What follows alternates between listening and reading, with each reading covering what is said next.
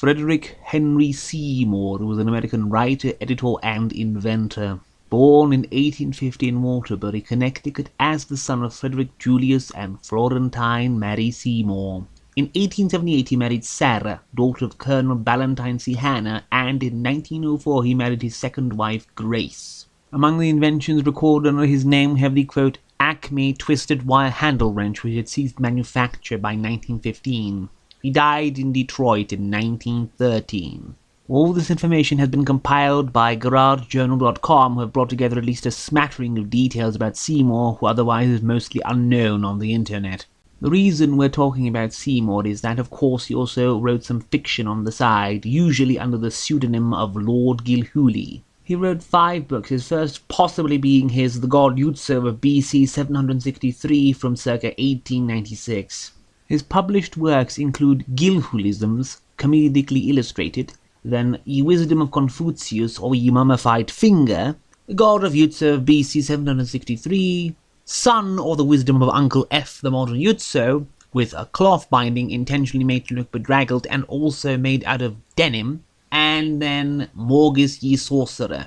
Now, oddly enough, all of the other works Seymour wrote besides Maugis were collections of witty or profound sayings and epigrams, such as, A superior man is he, upon whose mind slander takes no hold, nor statements that startle like a wound in the flesh, or The corkscrew has become nearly as mighty as the sword. Maugis appears to be the only time he ever attempted to write proper fiction, and it's one of his earliest books to boot. I can't rightly say what would have driven him to keep cranking his deep or witty little sentences in book form instead of the fiction he seemed to have a talent for, but perhaps these sold better at the turn of the century than a knightly romance.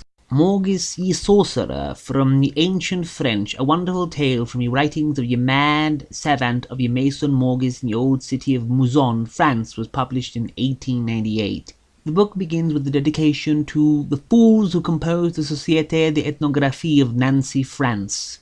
The narrator explains this insult at the beginning of his book was necessary, as it was the result of a promise he had made to Charles Vaudran in exchange for the story the narrator is about to recount. The first chapter proper begins with the phrase, The hermit of the Maison Maugis, Mouzon, committed suicide today, and then proceeds to narrate how he was found lying entirely stripped up on the floor and how he had strangled himself with a cord, having previously broken up every article of furniture, as well as having burned all of his clothes, papers, anything else that wasn't nailed down. This being especially frustrating to the people reporting on this, since the dead man was thought to possess ancient documents dating back to the time of Charlemagne.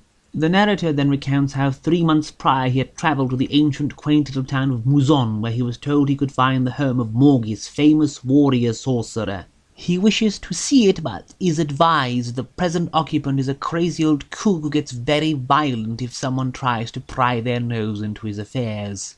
The madman eventually lets him inside his house and tells him how, aided by an ancient manuscript, he found a treasure trove of ancient documents which he had been deciphering and then burning for the last 30 years. All due to the bidding of a ghostly company presided over by a decapitated head that meet in his house every evening, urging him on to finish, knowing that when he does he must die. He confides in the narrator on the condition that the manuscript summary he had made of all the documents he had burned, which has no historical value and can never be verified as truth, must never be shown to France, and that if it ever gets published it must be forwarded with a public insult to the society at Nancy. The narrator then begins to recount the life of Maugis, the sorcerer. Maugis was born as the son of the Duke Aimon and reared in occult matters under the tutelage of Hindu Mahatma Sahadeva Vyasa Pandu, whom the Duke Aimon had taken prisoner during the war against the Saracens.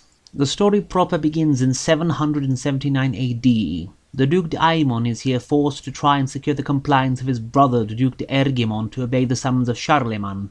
But it is Charlemagne's son Lothair who goes to force the compliance of the Duke d'Erguemont. The Duke d'Erguemont, however, refuses and vows to destroy France instead. Prince Lothair is then murdered in sword combat. Not wanting to go to war with their brother/uncle, Aimon and his sons retire to the mountains in order not to get involved, but Charlemagne, being presented in this book as a rage-filled, hot-headed, uncharitable asshole, vows a war of extermination against Aimon and his kin.